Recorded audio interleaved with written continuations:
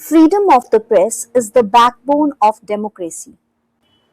लेकिन क्या आपको पता है कि भारत में प्रेस की आजादी हमें आसानी से नहीं मिली? ब्रिटिश रूल के दौरान प्रेस को कंट्रोल करने के लिए कई लॉज बनाए गए और इंडिपेंडेंस के बाद प्रेस को प्रोटेक्ट करने के लिए और रेगुलेट करने के लिए नए लॉज आए। आज की इस वीडियो में हम समझेंगे press laws before independence and press laws after independence और कैसे सेंसरशिप से फ्रीडम तक का सफर तय हुआ। लेसन स्टार्ट करने से पहले प्लीज मेरा चैनल सब्सक्राइब कर दीजिए ताकि ऐसी इंफॉर्मेशन और आपको ज्यादा से ज्यादा मैं ला सकूं। तो चलिए स्टार्ट करते हैं आज का लेसन। सबसे पहले स्टार्ट करते हैं कॉलोनियल कंट्रोल से, यानी कि press laws before independence. Censorship of press act 1799। ये एक्ट लाया गया था लॉर्ड वेल्सली द्वारा, ऑफ कोर्स 1799 में। अगर हम रीजन की बात करें तो ब्रिटिश गवर्नमेंट को डर था कि न्यूज़पेपर्स फ्रेंच रेवोल्यूशन और एंटी ब्रिटिश आइडियाज फैला रहे हैं। इसीलिए न्यूज़पेपर्स को पब्लिश करने से पहले अप्रूवल लेना जरूरी माना गया। मिलिट्री मैटर्स पर लिखना स्ट्रिक्टली बैन कर दिया गया और एडिटर्स को गवर्नमेंट की निगरानी में रखा गया। Basically press was not free, it was monitored. अगला प्रेस लॉ था लाइसेंसिंग रेगुलेशन 1823। यह जो लॉ था ये जॉन एडम्स द्वारा लाया गया। इस लॉ के अकॉर्डिंग न्यूज़पेपर पब्लिश करने के लिए लाइसेंस को कंपलसरी कर दिया गया। यहां गवर्नर जनरल को पावर थी लाइसेंस कैंसिल करने की। And guess what, Indian owned newspapers सबसे ज्यादा टारगेटेड थे। Many Indian newspapers were focused to shut down. Metcalfe Act 1835, it is also known as liberator of Indian press.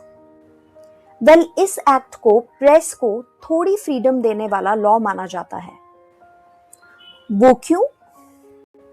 क्योंकि इस act में लाइसेंसिंग सिस्टम, जो कि मैंने अभी आपको पहले बताया, इसको अबॉलिश किया गया।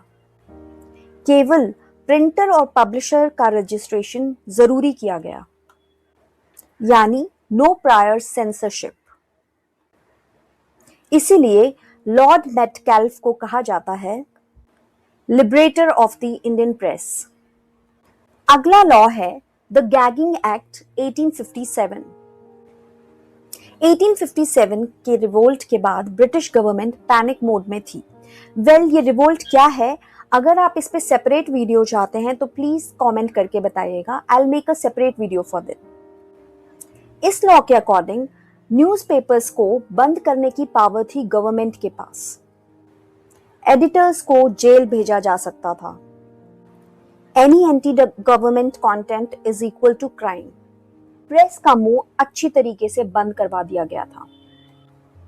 चलिए नेक्स्ट 1878 के एक्ट के बारे में बात करते हैं, जिसका नाम था vernacular press act.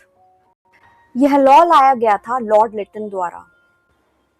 Indian languages के न्यूज़पेपर्स नेशनलिज्म फैला रहे थे। एंड वंस अगेन इस लॉ के according only Indian language newspapers were targeted. Security deposit was demanded. In fact, there was no right to appeal. However, English newspapers were safe and vernacular press was suppressed.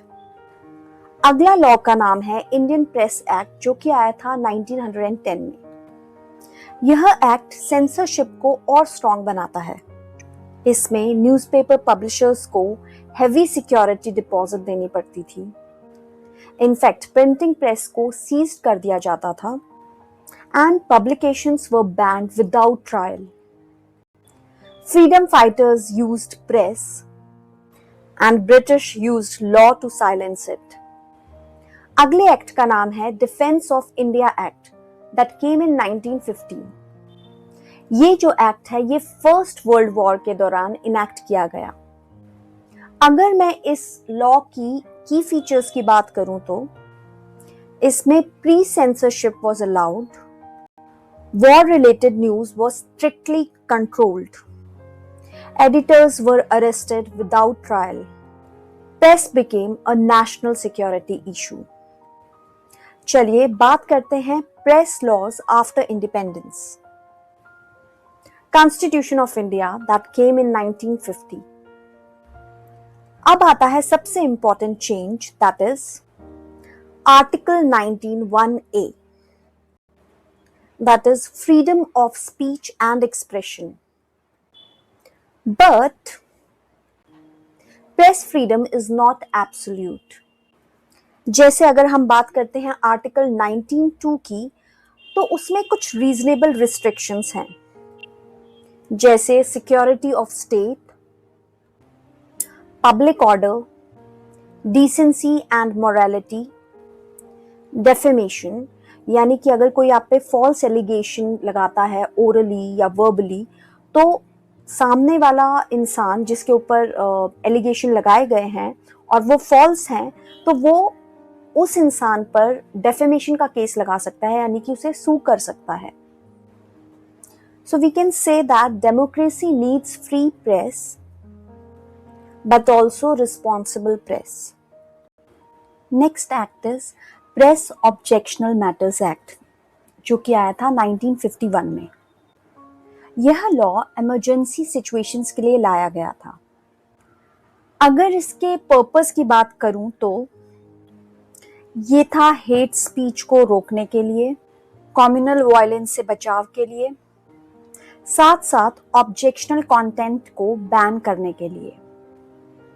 अगला act है working journalist act, जो कि आया था 1955 में। यह act journalist के rights के लिए बनाया गया।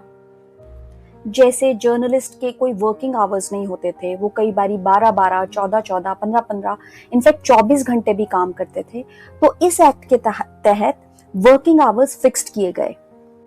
मोर ओवर जर्नलिस्ट को बहुत कम वेजेस मिलते थे, तो उनके वेजेस भी बढ़ाए गए। जॉब सिक्योरिटी को लेकर के बात हुई।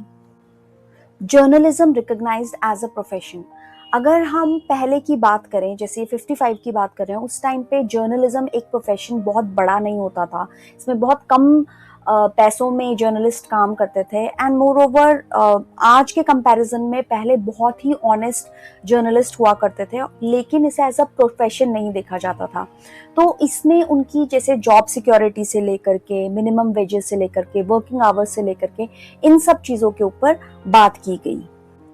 नेक्स्ट जो एक्ट है वो बहुत ही इंपॉर्टेंट है, that is press council of India act, जो कि 1965 में आया था और ये वापस से रीस्टैब्लिश्ड हुआ था 1978 में।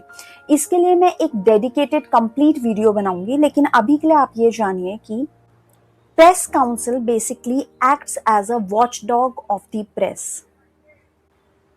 अगर इनके फंक्शंस की बात की जाए तो it was there to maintain press ethics, protect press freedom, and to handle complaints against media. जो हमारा अगला एक्ट है, that is mainly related to broadcast and information, that is Prasar Bharati act, जो कि 1990 में आया था। इस एक्ट ने गवर्नमेंट कंट्रोल्ड मीडिया को autonomy the. Institution like Doordarshan and all India radio. अगर हम प्रसार भारती एक्ट के मेन ऑब्जेक्टिव की बात करें तो it was more of public service broadcasting. इसमें पॉलिटिकल इंटरफेरेंस को कम किया गया। इसको एक ऑटोनॉमस बॉडी बनाया गया, that means media for people, not for government propaganda. So finally I would like to say that British era में press was controlled, censored and punished, whereas independent India में press is free but regulated. From censorship to constitutional freedom, from colonial control to democratic responsibility. So अगर press free नहीं होगी तो democracy सिर्फ एक illusion बनकर रह जाएगी। आपको क्या लगता है अभी इंडिया में मीडिया का क्या हाल है? Is it completely controlled?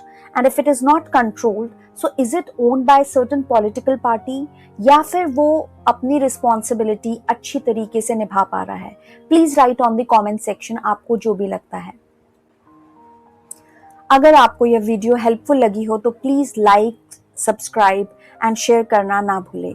Till then, have a very nice day.